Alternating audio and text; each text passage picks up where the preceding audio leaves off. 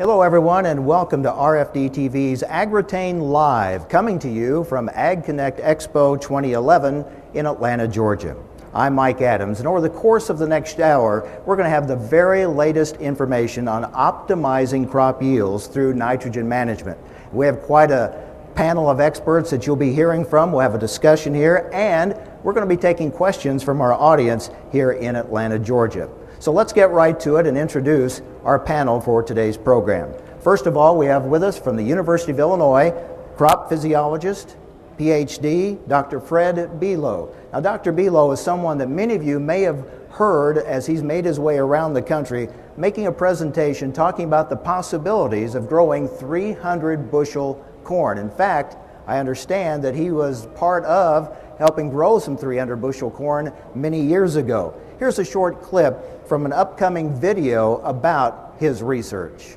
We're going to talk about growing 300 bushels. Don't have to tell you guys why we need to grow 300 bushel corn.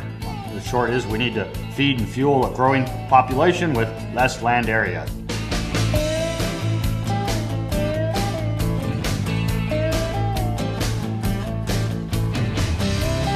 I'm Fred Below. I'm a crop physiologist with the University of Illinois. We're on the Urbana campus here, where I'm talking about some of our research designed to identify a formula for growing 300 bushel corn.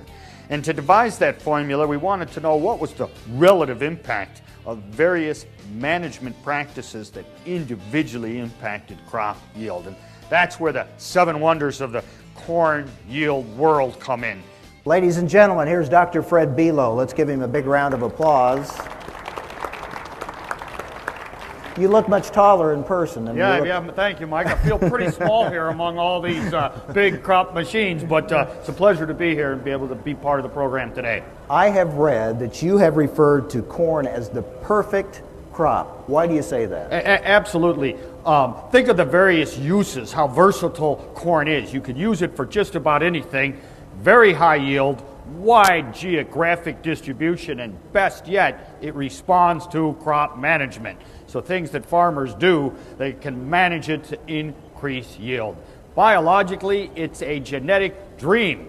It's a cross-pollinated diploid plant where the genome has been sequenced. So virtually any gene can be altered with biotechnology.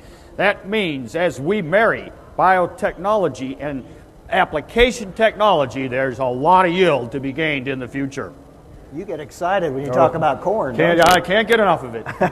And a lot of people get excited when you start talking 300 bushel yields. That'll get their attention. All right, we're going to hear much more about this and his research and the 7 wonders coming up a little bit later on. Our next panelist, our next expert, is originally from Illinois, but somehow he got out of the land of Lincoln, made his way all the way to the northwest to Oregon. Dr. Don Horneck, now at Oregon State University, where he's an extension agronomist and associate professor specializing in crop production and soil fertility, and especially researching the use of nitrogen and the loss of nitrogen and its effect when you're using center pivot irrigation systems. Please welcome Dr. Don Horneck to our panel.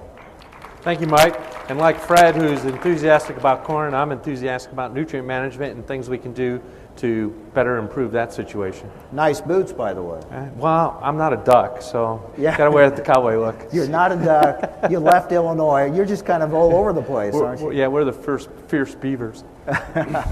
All right. Now, he'll be sharing some of his research on fall and spring nitrogen applications under center pivot systems. Now, you may think with if you're controlling the amount of water on a crop that this nitrogen loss may not be a problem, but he has some very interesting information that may open your eyes on that. In fact, let's start right there with how the winter weather has been up in the northwestern part of the country. So most people think of Oregon as a wet 100-inch rain place, even 50-inch rain place. I'm on the desert side, on the other side of the Cascades, where we get about 8 inches of rainfall a year, mainly in the winter. And so it's been like here, a very cold, wet winter. So looking for the warmer part of this season. And you'll be telling us a little bit later, though, that you may think, a farmer may think they're immune from nitrogen loss during the winter. During winter, and even when they're using their center pivot systems, but they may be misled on that, right? Yeah, we're seeing loss rates of up to 60-70% nitrogen at 50 degrees Fahrenheit. Okay, so stay tuned for that. We have a lot to talk about there.